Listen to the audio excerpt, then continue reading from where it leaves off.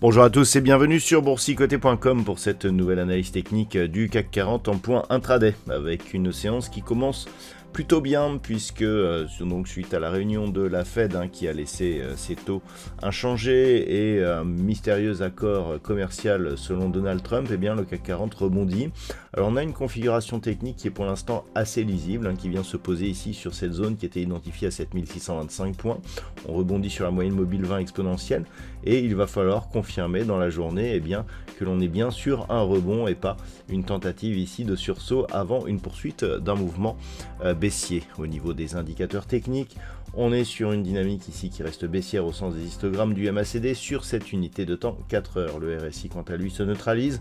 Au niveau des volumes, on a vu hier que les volumes étaient inférieurs à la moyenne, même s'il y a eu un petit sursaut sur la séance précédente. Donc pour l'instant, il n'y a pas de signal majeur au niveau de ces indications. Au niveau du palmarès actuellement, Safran gagne 2,05%, suivi de Capgemini plus 1,95%. Derrière, le grand Schneider Electric ou STMicroelectronics sont sur des hausses proches de 1,3%.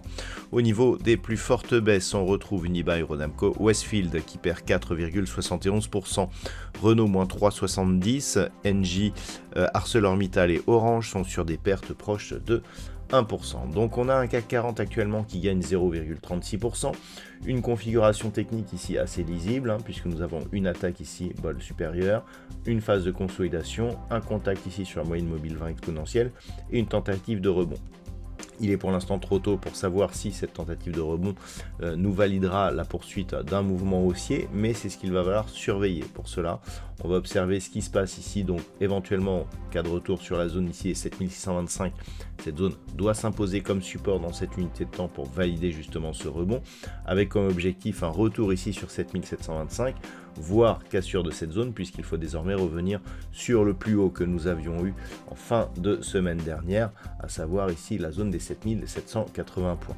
C'est sur une rupture ici de la zone des 7800 points que le signal sera totalement validé et qui terminera de combler ici ce gap qui s'était ouvert le 3 avril, même si on considère qu'en réintégrant les dividendes réinvestis comme le fait par exemple le CAC 40 GR, et bien ce gap a déjà été comblé. Donc il s'agira d'une confirmation de signal. A l'inverse, si les cours cassent ici, on pourra observer un retour sur la zone des 7525 et la cassure éventuelle de cette zone des 7525 points nous donnerait un signal important puisqu'il s'agirait d'un signal de retournement. Pour l'instant, enfin, ce que l'on peut observer, c'est que le gap qui s'est ouvert vendredi dernier agit bien comme support. Nous avons ici une progression rapide, une phase de consolidation un peu lente.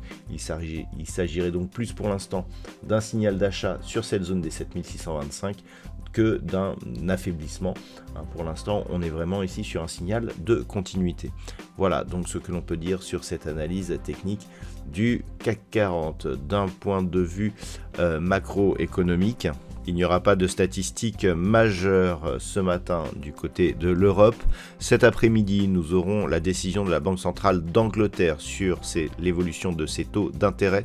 On attend une baisse des taux, donc de 25 points de base sur la Banque centrale d'Angleterre.